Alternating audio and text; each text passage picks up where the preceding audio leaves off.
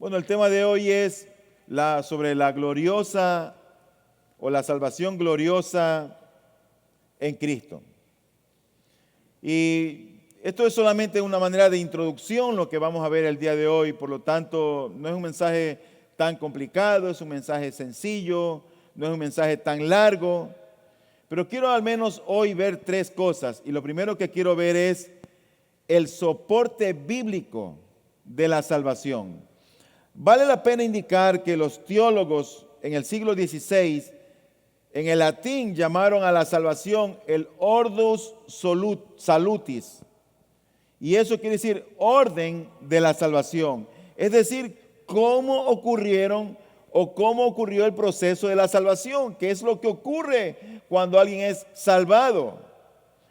Y lo primero que vamos a ver es cuál es la prueba, es decir, cuál es el soporte bíblico del orden de la salvación o del Ordo Salutis. Lo segundo que vamos a ver es cuál es la naturaleza en el orden de la salvación. Es decir, cómo es que ocurre, cómo sucede, cómo funciona.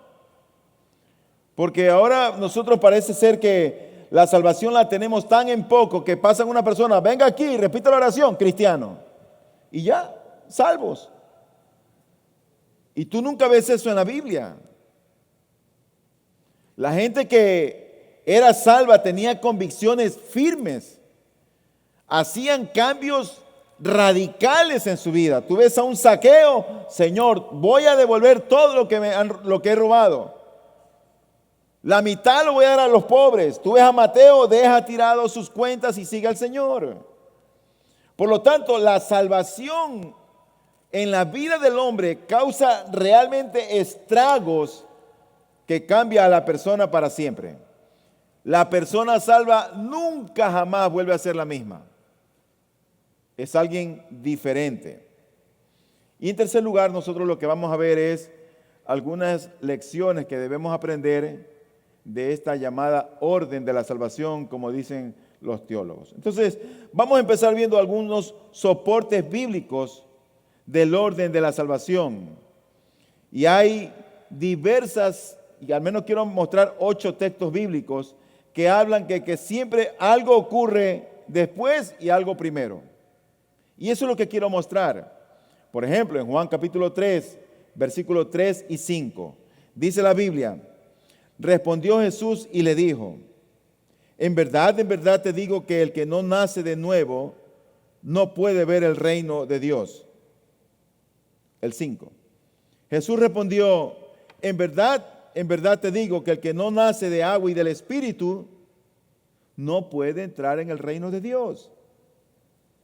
Si tú ves estos pasajes aquí, claramente nacer de nuevo ocurre antes de ver o antes de entrar al reino de Dios.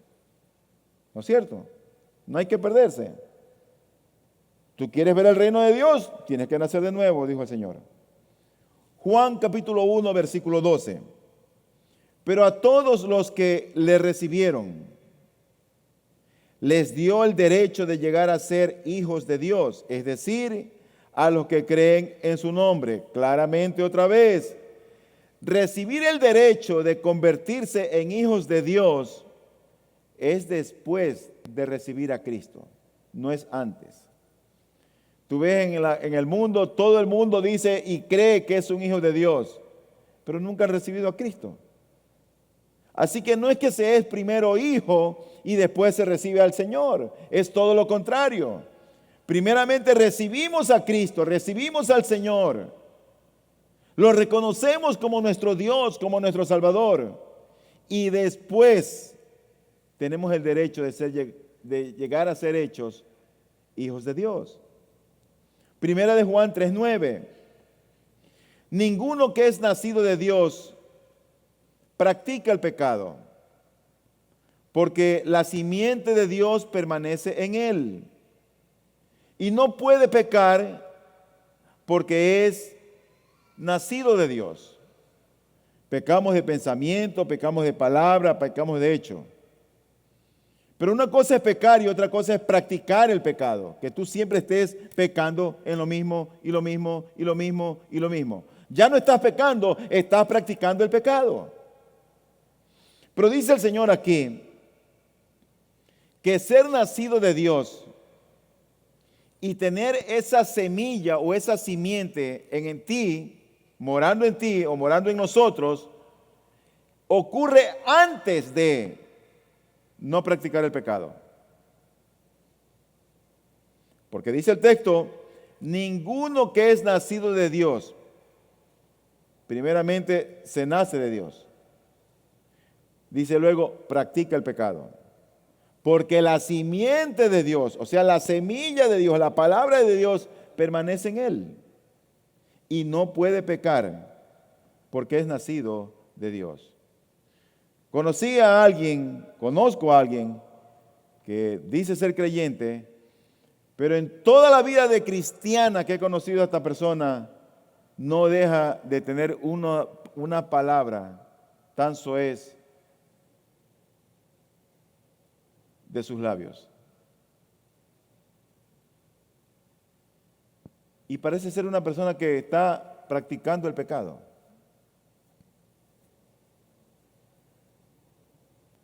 Y los cristianos trabajamos con nuestros pecados, mortificamos nuestros pecados, matamos de hambre a nuestro pecado. Alguien me dijo una vez, pero yo no tengo pecado. ¿Cómo? Y es que todos tenemos pecados. Efesios capítulo 1, versículo 13. En él también vosotros, después de escuchar el mensaje de la verdad, el evangelio de vuestra salvación, y habiendo creído, fuisteis sellados en él con el Espíritu Santo de la promesa. Si tú ves aquí, primeramente hay que creer y luego somos sellados. Así como Dios lo presenta. Primeramente creemos, luego somos sellados. Gálatas capítulo 3, versículo 26. Pues todos sois hijos de Dios mediante la fe en Cristo Jesús. Todos, dice, soy hijo de Dios. Ahora, la fe en Cristo Jesús, si tú te das cuenta aquí en este texto, es antes de llegar a ser hijos de Dios. Es decir, que la fe en Cristo ocurre antes de llegar a ser hijos de Dios. Y Romanos 6:22 dice lo siguiente: pero ahora, habiendo sido libertados del pecado y hechos siervos de Dios, tenéis por vuestro fruto la santificación y como resultado la vida eterna. Aquí hay una secuencia al menos de 3 pasos que ocurren, de 3 cosas que suceden. ¿Cuál es el comienzo? Ser liberados del pecado y llegar a ser sirvientes de Dios. Todo cristiano debe considerarse no solamente un sirviente, sino, como dijo Pablo, un esclavo de Cristo. Hermanos, nosotros debemos de aprender a vivir, a convivir los años de vida que tenemos, viviendo para servir. No importa cuánta crítica tú recibas por hacer lo que tengas que hacer en el reino del Señor. Pero tenemos que vivir para servir en su reino. Así que en esta secuencia empieza el comienzo con ser liberados del pecado y llegar a ser sirvientes de Dios. Dice el texto, pero ahora, habiendo sido liberados del pecado y hechos siervos de Dios o sirvientes de Dios, ¿cuál es el beneficio? Tenéis por vuestro fruto la santificación. Ese es el beneficio. ¿Y cuál es el resultado? La vida eterna. O sea que tú ves que aquí hay un paso que sigue a otro. El penúltimo texto está en Romanos 5:1 y dice, por tanto, habiendo sido justificados por la fe, tenemos paz para con Dios por medio de nuestro Señor Jesucristo. Y aquí hay otra secuencia de 3 pasos que vemos en este texto. En primer lugar, habla de la fe, porque dice, por tanto, habiendo sido justificados por la fe. O sea que la justificación no ocurre si primero no hay fe. Lo segundo es, por supuesto, la justificación. Pero en tercer lugar, dice, tenemos paz para con Dios.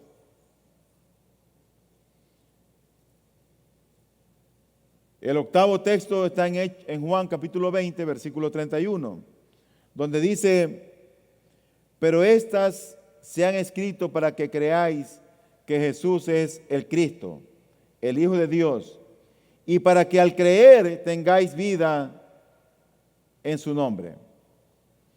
Así que tener vida se basa en una creencia previa. La vida abundante que Cristo da, la vida eterna que Dios da, se basa en una creencia previa. Creer en Cristo como Señor, como Salvador, como Redentor, como mi Dios, como mi amo. Para yo tener vida eterna primero debo de creer. Porque dice, y para que al creer tengáis vida en su nombre. Pero hay un apoyo clásico que está en Romanos 8, 28 y 30. Ese es el texto en el cual la gente lo toma como una plataforma para entender cómo es que ocurre el proceso de la salvación, el orden de la salvación. ¿Qué va primero? ¿Qué va segundo? ¿Qué va tercero? ¿Qué va cuarto? Estos textos de alguna manera han presentado que hay unas cosas que deben ocurrir primero y otras cosas después. Pero el texto clásico que habla sobre esto está en Romanos 8, 28 al 30. ¿Y qué dice la Biblia? Lo leemos. Y sabemos que para los que aman a Dios, todas las cosas cooperan para bien. Esto es, para los que son llamados conforme a su propósito. Porque a los que de antemano conoció, también los predestinó a ser hechos conforme a la imagen de su Hijo, para que Él sea el primogénito entre muchos hermanos. Y a los que predestinó, a estos también llamó. Y a los que llamó, a estos también justificó. Y a los que justificó, a esos también glorificó. Yo me pregunto, y te pregunto a ti, ¿hay indicaciones de una secuencia clara en Romanos 8, del 28 al 30? Porque el versículo 29 nos habla de un conocimiento anticipado de Dios, lo que se conoce como presciencia. Dice este texto, porque a los que de antemano conoció. Parece ser que eso está en primer lugar, ¿no es cierto? A los que de antemano conoció. Luego dice, a esos que conoció de antemano, los predestinó. O sea que conoce de antemano Dios a todos nosotros y luego nos predestina. Pero después de esto viene el llamado, porque dice el versículo 30, y a los que predestinó, a estos también llamó. Y después del llamado viene la justificación, y a los que llamó, a esos también justificó. Y finalmente es la glorificación que ocurrirá en la presencia del Señor. Y a los que justificó, a esos también glorificó. Si tú ves aquí, el llamado es mencionado a continuación de la predestinación. Y este llamado es antes de nuestra unión con Cristo. Primera de Corintios 1:9 dice, fiel es Dios por medio de quien fuisteis llamados a la comunión con su Hijo Jesucristo, Señor nuestro. Así que la justificación es referida luego y finalmente a la glorificación. Entonces, cuando tú ves esto, ¿qué es lo que muchos reformados, dígame bien, tienen en mente? Lo que se conoce como la cadena de oro o la cadenita de oro del eterno amor de Dios. Entonces ponen allí que el hombre ha sido previamente conocido, luego fue predestinado, luego fue llamado, luego fue justificado y luego fue glorificado. Entonces cada paso lo ponen como en un tiempo determinado. Primero ocurre esto, después ocurre esto, después ocurre esto, y luego esto y después esto. Y yo me pregunto, ¿es realmente así? ¿Es así como la Biblia lo enseña? Entonces, esto me lleva, por supuesto, a mi segundo punto, para ver la naturaleza del orden de la salvación. ¿Qué es lo que ocurre cuando Dios nos salva? O por decirlo de otra manera, ¿cómo es que ocurre el proceso de la salvación en la vida del creyente? En primer lugar, con esta imagen que tenemos, podemos ver que cada paso parece ser que está en un tiempo determinado. Pero ahora nos preguntamos, ¿cómo ocurre la salvación? Bueno, no es un orden en esa forma como de escalera que nosotros tenemos que pensar cuando pensamos en nuestra salvación. No es algo secuencial que el punto A te lleva al B, el B te lleva al C y el C te lleva al D. Cuando leemos esto parece ser que eso diría. Pero el ordo salutis se concibe muchas veces como una especie de una escalera rígida. Y ellos dicen, cada parte del ordo salutis debe ocupar su propio lugar. Entonces ellos trazan esa escalera y ponen cada punto ahí. Ponen el punto ahí de que alguien ha sido previamente conocido, luego fue predestinado, después fue llamado, después fue justificado y al fin será glorificado. Pero peor aún, a veces asume que este orden debe ser o debe funcionar en el tiempo, es decir, temporal y no causal. Es decir, que ven cómo ocurre algo como un proceso y no ven el patrón, no ven la causa de lo que está ocurriendo en la salvación.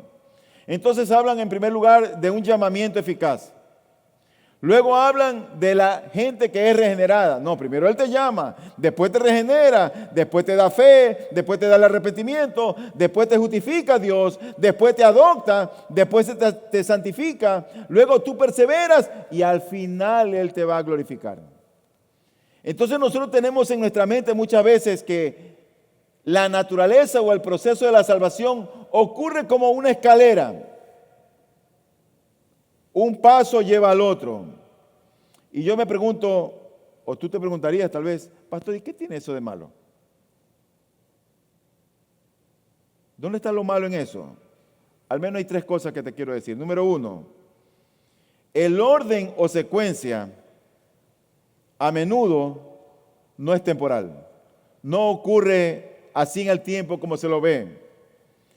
Por ejemplo, el llamado eficaz no precede a la fe en cuanto a tiempo, ni a la regeneración, ni tampoco a la justificación. Cuando tú ves en la Biblia, si alguien lo llama es porque ya creyó, Dios lo declara justo y lo regenera. Todo ocurre al mismo tiempo.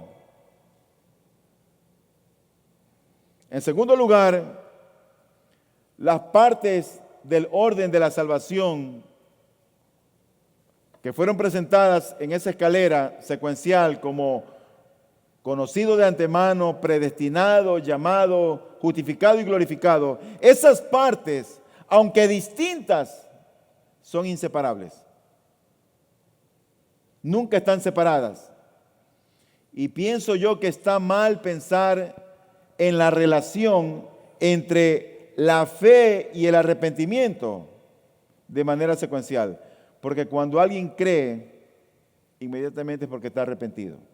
Y cuando alguien se arrepiente, es porque inmediatamente ha creído. Y en ese momento el Señor lo justifica y lo hace nacer de nuevo. Y todo ocurre al mismo momento.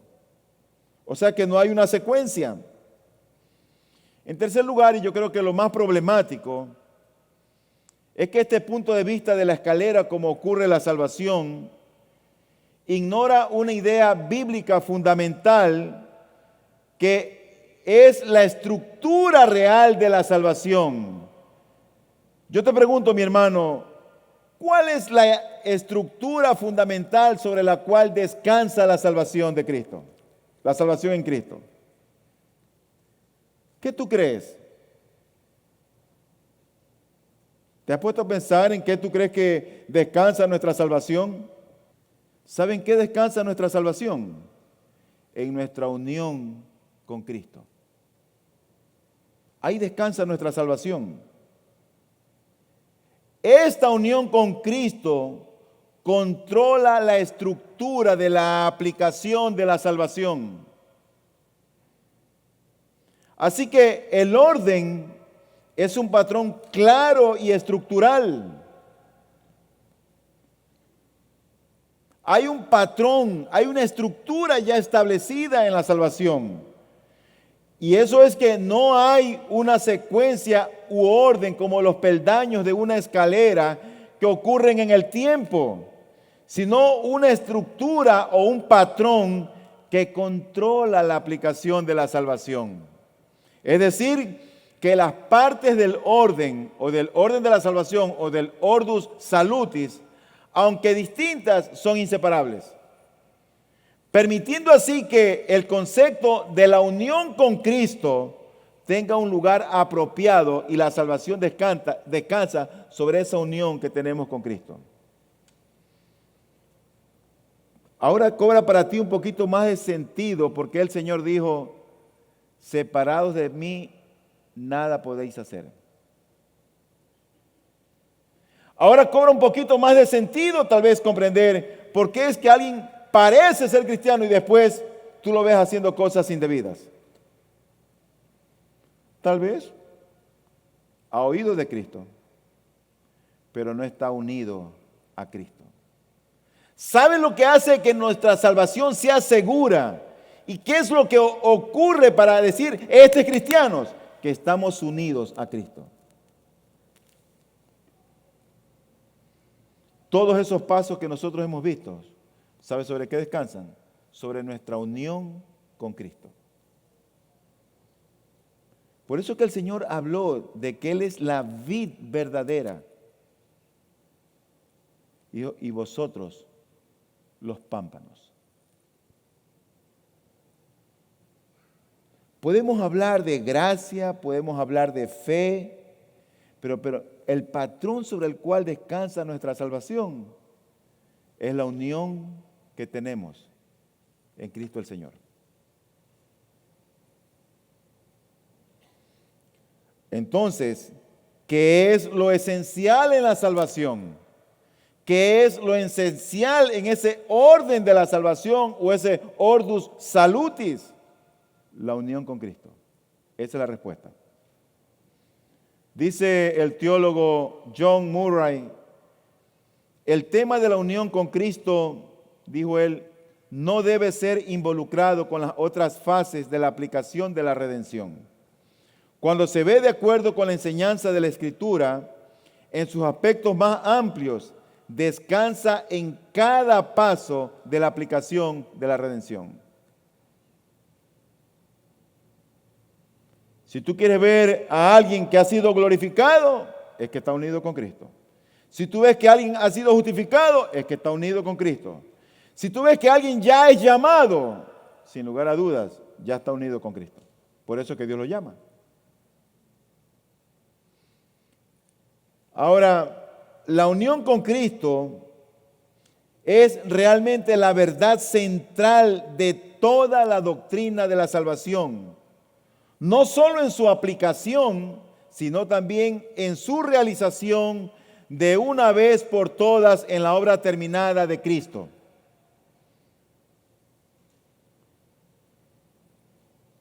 En efecto, todo el proceso de la salvación tiene su origen en una fase de unión con Cristo. Y la salvación tiene en mente la realización de otras fases de unión con Cristo. Y yo creo que, hermanos, entender esto es sumamente crucial, porque la unión con Cristo es la base de todo el orden de la salvación, o cómo opera la salvación, o cómo se aplica la salvación. Es decir que alguien es creyente solamente cuando está unido a Cristo. Así es que ocurre la salvación. Estamos unidos a Cristo, al Señor. Y el método de la escalera, yo diría que no es malo, no es que es una herejía, pero yo creo que más bien es insuficiente. Incluso si nosotros pusiéramos en uno de los peldaños, en una de las escaleritas, pusiéramos unión con Cristo y lo incorporáramos allí, en esa orden de la salvación, como un paso, eso resultaría insuficiente. Porque todo eso descansa sobre la unión con Cristo. ¿Y por qué digo esto, mis hermanos? Hay varios textos que no voy a tener el tiempo de leer todos los textos, pero los voy a mencionar y los voy a leer para que ustedes lo sepan. Por ejemplo, nosotros somos llamados en Cristo o a Cristo. Dice la Biblia: fiel es Dios por medio de quien fuiste llamados a la comunión con su Hijo Jesucristo, Señor nuestro. Somos llamados a Cristo. Somos justificados en Cristo. Dice 1 Corintios 1:30. Mas por obra suya estáis vosotros en Cristo Jesús, el cual se hizo para nosotros sabiduría de Dios y justificación y santificación y redención. Somos justificados en Cristo. Pero también somos adoptados como hijos en Cristo. Dice la Biblia, Gálatas 3:26, pues todos sois hijos de Dios mediante la fe en Cristo. Otro texto dice, recibimos el Espíritu en Cristo. Si morimos, morimos en Cristo. Somos resucitados con Cristo. Somos elegidos en la eternidad en Cristo. Somos redimidos en la historia en unión con Cristo. Y dijo el apóstol Pablo, nada puede separarnos del amor de Dios que es en Cristo Jesús, Señor nuestro. Nada. Así que desde la eternidad, a través de la cruz y hasta la eternidad, la salvación está en Cristo. Por eso que la vida cristiana se traduce a una sola cosa: yo estoy unido a Cristo. Esa es la vida cristiana. Unidos a Cristo. ¿Tú estás unido a Cristo? La unión con Cristo descansa no solamente en cómo se aplica la salvación o al momento de que Dios nos llama a salvación, sino también antes, en la planificación y en la realización de la salvación. Por lo tanto, ahí hay otra imagen que quiero presentar. Es la misma imagen. ¿Sabe qué es lo único diferente? Que en Cristo estamos completos. Estamos completos en el Señor. En el siglo XVI, el famoso teólogo Juan Calvino, en su libro Institución de la Fe Cristiana, él mostró que él pensaba en la aplicación de la salvación en términos que guardaban la centralidad de la unión con Cristo. Cuando él pensó en el orden de la salvación, cómo ocurría la salvación, él dijo, no, es que todo descansa en la base de la unión del cristiano con Cristo. Y más o menos él presentó este gráfico. Y ahí está el punto de vista calvinista en el orden de la salvación. ¿Y qué es lo que hace Dios? Si tú ves en la parte superior, el Espíritu Santo lo primero que hace es que crea fe en nuestro corazón para creer en Cristo. Eso es lo que hace. creando fe en Cristo. Cada vez que alguien viene a Cristo, cada vez que alguien se rinde a Cristo, no es que ocurrió en ese momento, ya de antemano Dios puso en nuestros corazones el querer como el hacer por su buena voluntad para que creamos en Él. Así que el Espíritu de Dios, de una manera que no lo entendemos, que yo no lo entiendo, pone fe en nuestros corazones para que creamos en Cristo. ¿Y sabes qué es lo que inmediatamente hace? Nos une con Cristo. Hay una unión con Cristo y en el momento en que estamos unidos con Cristo, gozamos de todos los beneficios redentores de esa unión que tenemos con Cristo. ¿Y cuáles son esos beneficios? Esos beneficios incluyen el perdón y la aceptación. Dios nos perdona, nos acepta, nos adopta como hijos, pero también nos justifica. Es decir, que nos declara legalmente justos, no por lo que nosotros hemos hecho, sino por nuestra unión con Cristo. Pero también por esa unión con Cristo que tenemos, es que mientras vivimos en esta tierra, Él va obrando en nuestros corazones. ¿Sabes para qué? Para santificarnos. Se supone que hoy yo debo ser mejor que hace 15 años atrás. Si yo sigo siendo el mismo, si sigo hablando igual, si sigo actuando igual, si sigo con los mismos vicios, si sigo con los mismos pecados, algo está pasando allí. Pero si yo estoy unido con Cristo, entonces el proceso de la santificación en mí va a ser cada día más y más. Pero otro beneficio es que incluye también la muerte del pecado y también lo que vimos hoy en la mañana, de vida abundante. ¿Te das cuenta que la salvación, cuando tú llegas a comprenderla, no es algo como, sí, la salvación? ¿Sabes que los cristianos apreciamos esta salvación tan grande que Cristo nos ha dado? La valoramos, la tenemos muy en cuenta. No porque se vaya a perder, no porque la vamos a perder, sino porque es de tanto valor para mí que Dios depositó esa salvación tan grande en vasos de barro. Y yo debo de tener cuidado cómo ando, cómo hablo, lo que oigo, cómo actúo, lo que veo. ¿Qué están viendo mis ojos a altas horas de la noche?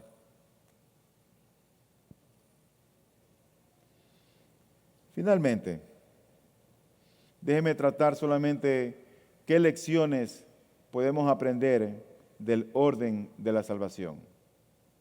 En primer lugar, el Dios de nuestra salvación es un Dios de orden. Es el Dios ordenado. Dice Murray, Dios no es autor de la confusión. Por lo tanto, es el autor del orden. Hay algunos que han dicho que la primera ley en el cielo es el orden. No sé si eso sea cierto o no. Ningún texto lo dice. Pero me pregunto a veces si es el orden, esa primera ley en el cielo. Así que lo primero que nosotros aprendemos es que el Dios de nuestra salvación es un Dios de orden. Pero en segundo lugar, el Dios de nuestra salvación es un Dios generoso. ¿Sabes que muchas veces nosotros no tomamos en cuenta la generosidad de Dios para con nosotros? Y como no vemos la generosidad de Dios, como no la consideramos, nosotros tampoco somos generosos?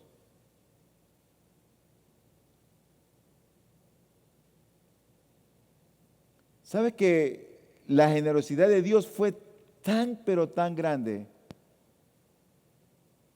que cuando Él pensó en nosotros, Él vació el cielo por nosotros? Dio a su Hijo por nosotros. ¿Tú lo merecías y yo lo merecía? No. Tú y yo lo que merecíamos es la condenación. Así que cuando pensamos en la salvación, nosotros deberíamos de pensar que el Dios de nuestra salvación es el Dios generoso. Yo me pregunto si tú eres generoso para con Dios, con tus recursos, cuando ofrendas. ¿Cómo ofrendas? ¿Estás ofrendando?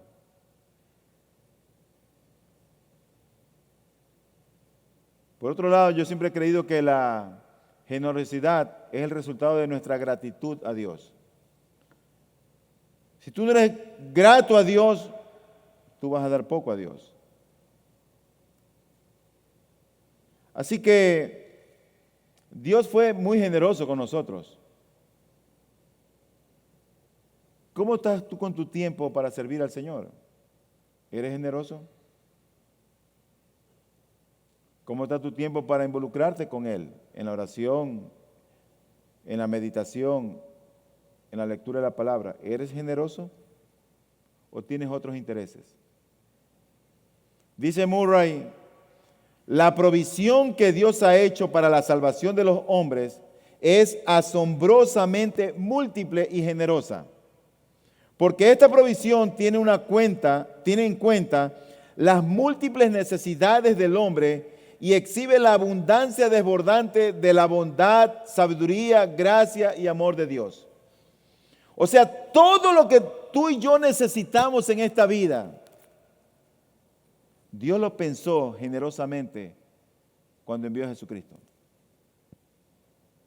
¿Tú has visto esas personas que viven vidas amargadas, que no quieren tener amigos con nadie, que tienen un carácter algo irascible, que parece que a nadie le sonríen?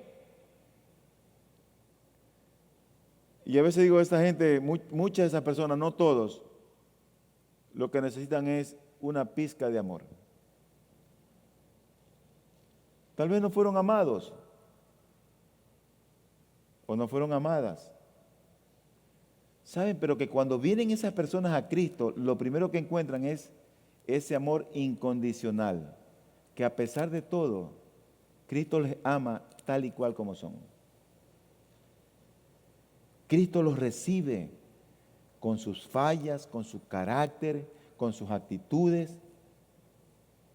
Cuando Dios envió a Cristo, envió en Él pensando en nosotros de una manera generosa para suplir todas nuestras necesidades. En Cristo estamos completos y nada nos falta. Absolutamente nada. Por eso exclamó esa preciosa palabra el salmista y dijo: ¿a quién tengo yo en los cielos sino a ti? Y fuera de ti nada deseo en la tierra. Suficiente con Cristo.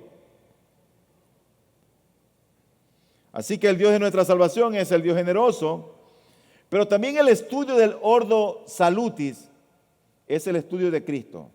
Cuando tú te pones a estudiar la salvación, sin lugar a dudas tú terminas aterrizando, estudiando y sabiendo más de Cristo. ¿Por qué?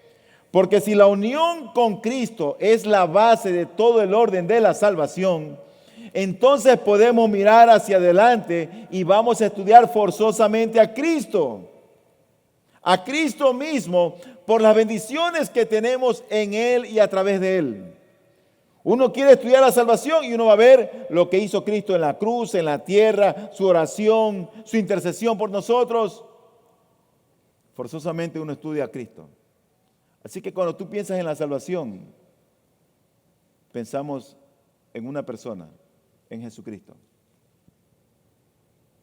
Y finalmente, la aplicación de la salvación es la obra del Espíritu Santo de Dios. ¿Cómo es que se aplica la salvación en el hombre? Por la obra del Espíritu Santo. Ponte a pensar. ¿Quién es el autor de la salvación? Dios el Padre. Si la autoría de la salvación es la obra peculiar de Dios el Padre y la realización de la salvación es la obra del Hijo, o sea, de Jesucristo, entonces la aplicación de la salvación es seguramente la obra singular y peculiar del Espíritu de vida en Cristo Jesús, como lo dice Romanos 8:1. O sea que en la salvación tú consideras al Padre, tú consideras al Hijo, pero también en la aplicación está el Espíritu Santo de Dios. Y yo creo, queridos hermanos y amigos, que nosotros debemos de darle la gloria a Dios por todas las bendiciones que recibimos personal y subjetivamente en Cristo. Cristo es nuestro consuelo, Cristo es nuestra paz, Cristo es nuestra gloria, Cristo es nuestra esperanza.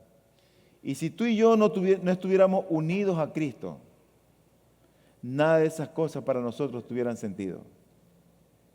Pero como estamos unidos a Cristo, podemos decir, Cristo para mí es todo.